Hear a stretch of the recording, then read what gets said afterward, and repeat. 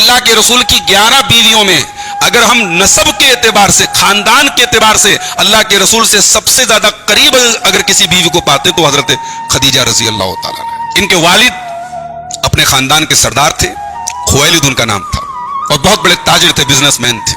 اس بڑے خاندان میں، عزت دار گھرانے میں حضرت خدیجہ پیدا ہوئی۔ رسول اکرم سے 15 سال بڑی تھی، 15 سال پہلے پیدا ہوئی اللہ کے رسول کے، لیکن اتنی پاک دامن تھی، اتنا بہترین ان کا اخلاق تھا، کیریکٹر تھا کہ دور جاہلیت میں بھی حضرت خدیجہ کو طاہرہ کہا جاتا تھا۔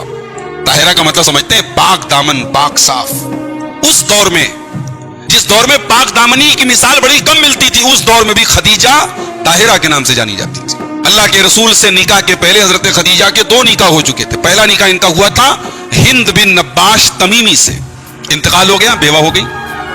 دوسرا نکاح ان کا ہوا عتیق بن عائد مخزومی سے، ان کا بھی انتقال ہو گیا، پھر بیوہ ہو گئی۔ مائکے میں بیٹھ گئی، باپ بہت بڑا بزنس مین تھا، باپ تاجر تھا، باپ کا انتقال ہو گیا۔ جنگ فجار میں ان کے والد کا انتقال ہو گیا۔ حضرت خدیجہ نے اپنے والد کی تجارت کو سنبھالا، بیٹا کوئی نہیں بچا تھا، بھائی لوگ ان کے سب انتقال کر گئے تھے۔ باپ کا کاروبار بیٹی نے سنبھالا اور بہترین طریقے سے سنبھالا۔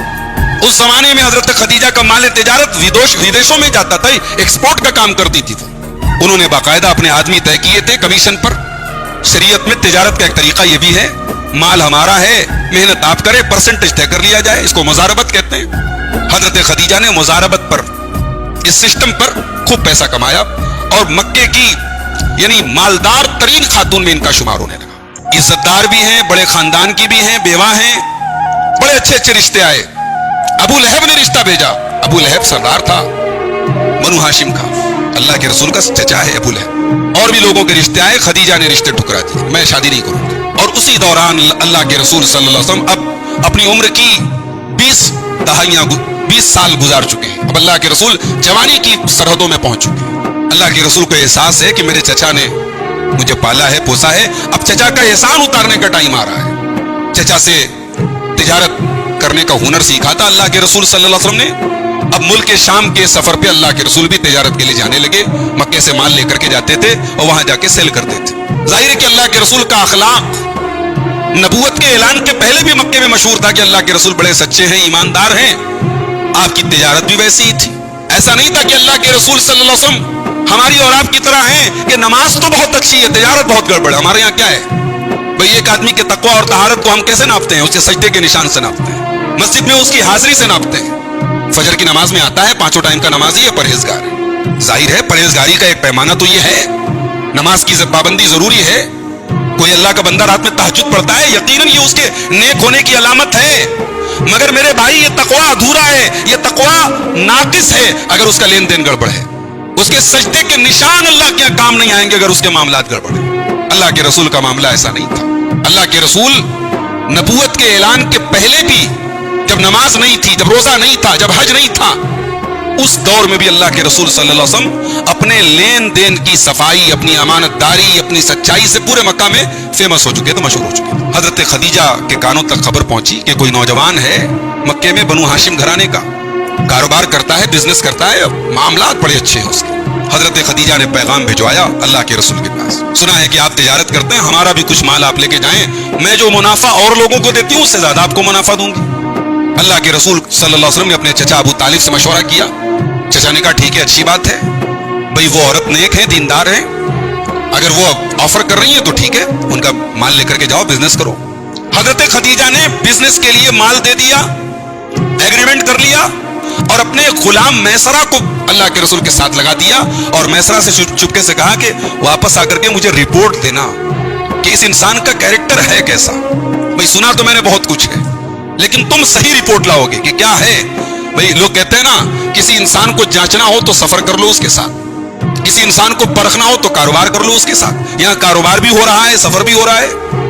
اللہ کے رسول صلی اللہ علیہ وسلم حضرت خدیجہ کا مال لے کر کے گئے، اور بھئی جب نیت سچی ہو، کہتے ہیں نیت اچھی ہو تو اللہ برکت دیتا ہے۔ حضرت خدیجہ کے مال میں اللہ کے رسول نے پچھلے لوگ جو جا کر کے حضرت خدیجہ کا مال بیچتے تھے اس کے مقابلے میں ڈبل منافع کمایا اللہ کے رسول صلی اللہ علیہ وسلم، اور آ کر کے آنا پائی پوری حضرت خدیجہ کو پیش کر دی۔ یہ مال تھا، یہ حساب ہے۔ حضرت خدیجہ کا غلام جو میسرہ اس سفر میں گیا تھا، اس نے آ کر کے رپورٹ دی کہ یہ تو یعنی बहुत ही नेक आदमी है, बड़े ईमानदार हैं, बड़े शरीफ हैं, न इनकी नजर में गंदगी है, न अखलाक में गंदगी है, न ऊंची आवाज में बात करते हैं। कहा कि मैंने तो कभी कभी देखा कि सहरा में धूप निकली हुई है, लेकिन इनके ऊपर धूप नहीं पड़ रही है, इनके ऊपर साया पड़ रहा है। मैंने ये मंजर भी देखा इनके साथ। हजरत खदीजा बहुत मुतासिर हो गई और हजरत खदीजा रजी अल्लाह तआला अन्हा के दिल में यह ख्याल आया कि ये एक बेहतरीन लाइफ पार्टनर बन सकते हैं, शरीक हयात बन सकते हैं। अपनी सहेली हजरत नफीसा रजी अल्लाह तआला अन्हा के जरिए उन्होंने अल्लाह के रसूल को पैगाम भेजा कि मैं आपसे निकाह करना चाहता हूं। अल्लाह के रसूल सल्लल्लाहु अलैहि वसल्लम ने अपने चचा अबू तालिब से मशवरा किया। अबू तालिब ने कहा ठीक है, अच्छी बात है। एक बात यहाँ याद रहे, हमारे यहाँ लड़का लड़की की जब शादी होती है तो उम्र बहुत बड़ा फैक्टर मानी जाती है। आमतौर से लड़के की उम्र लड़की से ज्यादा ही होनी चाहिए, ये हमारे यहाँ उसूल है। लड़की की उम्र ज्यादा नहीं होनी चाहिए। अरब में ऐसा नहीं था।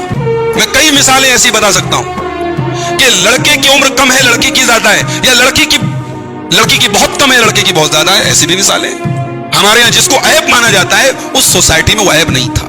उम्र का डिफरेंस बहुत माना नहीं रखता था। भाई हजरत अली रजी अल्लाह तआला अन्हु की बेटी से हजरत उमर ने शादी की। तारीख की सही रिवायत है ना। हजरत अली की बेटी उम्मे कुलसूम बिनते अली, उनसे शादी किसने की? हजरत उमर फारूक ने की।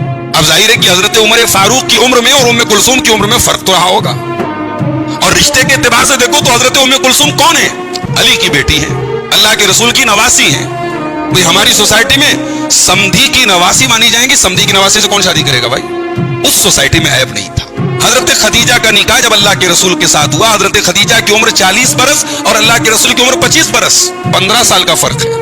और ऐसा भी नहीं कि अल्लाह के रसूल सल्लल्लाहु अलैहि वसल्लम किसी औरत को तलाक दे चुके हों या बीवी मर चुकी हो, ऐसा भी कोई मामला नहीं। पहली शादी है, कुंवारे हैं अल्लाह के रसूल। हमारे यहाँ ये तो मतलब इम्पॉसिबल बात है भाई कि कोई कुंवारे लड़के की शादी किसी बेवा औरत से हो जाए। बेवा मतलब उसकी शादी किसी मुतल्लका किसी ऐसे आदमी से होगी जो किसी को तलाक दे चुका हो या बीवी मर चुकी हो। ये सब असल में हमारे यहाँ जो कल्चर है ना शादी ब्याह में, हम लोग इबादत में मुसलमान हैं, रोजे में मुसलमान हैं, नमाज में मुसलमान हैं, मगर शादी ब्याह में कहीं ना कहीं जिस मुआशरे में हम रहते हैं गैर मुस्लिमों का कल्चर हमने जाने अनजाने में हमने कबूल कर लिया है। हमारे दिमाग में भाई हमारे समाज में एक से ज्यादा शादी बहुत बड़ा गुनाह है। क्यों है? अरब में तो नहीं है। सहाबे किराम की सीरतें आप उठाएं, कोई एक सहाबी आपको शायद ऐसा मिले जिसकी एक बीवी हो, दो दो तीन तीन चार चार बीवियां हैं सबकी। हमारे यहाँ कोई अगर किसी की दूसरी बीवी का पता लग जाए कि भाई फला ने दूसरी शादी की है, वो लाग अपनी बीवी को अच्छे तरीके से रखता। समाज की नजर में भाई आदमी गड़बड़ है, दो दो बीवियां हैं। कल्चर हमने बदल डाला है। 15 साल बड़ी औरत और बेवा औरत और डबल बेवा जिसके 2 शौहर इंतकाल कर चुके हैं, उससे अल्लाह के रसूल ने शादी की। अब जब शादी हुई, अल्लाह के रसूल सल्लल्लाहु अलैहि वसल्लम तिजारत अभी भी कर रहे हैं। फिर धीरे धीरे अल्लाह के रसूल सल्लल्लाहु अलैहि वसल्म को अपने आसपास के माहौल से एक नफरत हो रही है। हर तरफ देख रहे हैं ज़िना हो रहा है, शराब पी जा रही है, मेले ठेले हो रहे हैं, नाच गाना हो रहा है, शिर्क हो रहा है। अल्लाह के रसूल सल्लल्लाहु अलैहि वसल्लम इस माहौल से बेजार है, मगर अभी अल्लाह की तरफ से कोई रास्ता आपको बताया नहीं गया है कि इस माहौल से कैसे निपटा जाए।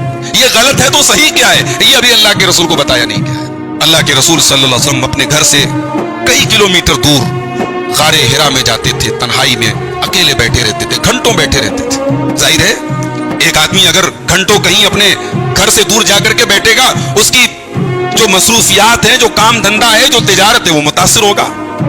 हजरत खदीजा रजी अल्लाह तआला अन्हा जो एक ताजिर पेशा खातून थी, बिजनेस वूमेन थी, उन्होंने एक बार भी अल्लाह के रसूल को टोका नहीं कि आप ऐसा क्यों कर रहे हैं। वो जानती थी मेरे शौहर गलत नहीं हो सकते। शौहर का साथ दिया, शौहर का सपोर्ट किया। कई बार ऐसा हुआ शौहर के पीछे पीछे गई, शौहर को ले जाके खाना दिया।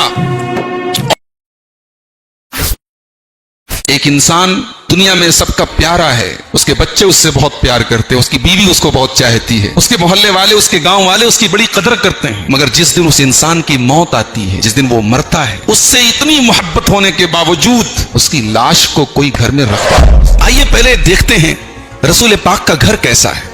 अल्लाह अकबर। बड़ा मामूली सा घर है, आज की तरह बहुत शानदार नहीं है, उसमें डेकोरेशन नहीं है, उसमें सजावट के आइटम्स नहीं है, दुनिया की तरक्की के सामान नहीं, छोटा सा घर है। खजूर की लकड़ी के तनों का पिलर बनाया गया है। उम्मत का एक बड़ा तबका आज शिकम परवर और पेटू किस्म के आमिलों के चक्कर में और मुल्लाओं के चक्कर में आज अपने दीन और ईमान का सौदा कर रहा है और तावीज़ और गंडे के इस्तेमाल के जरिए अपनी तौहीद और अपने ईमान का जनाजा। एक बेहतरीन बीवी की क्वालिटी क्या है? اگر کوئی آپ سے پوچھے کہ ایک بہترین بیوی کیسی ہوتی ہے، کیا جواب دیں گے آپ؟ اللہ کے نبی صلی اللہ علیہ وسلم سے سوال کیا گیا، سنن نسائی کی روایت ہے، صحیح روایت ہے، حدیث کا نمبر ہے 3231 3231.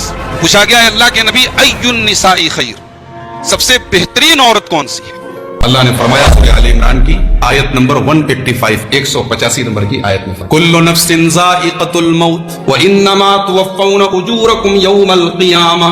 میرے بندوں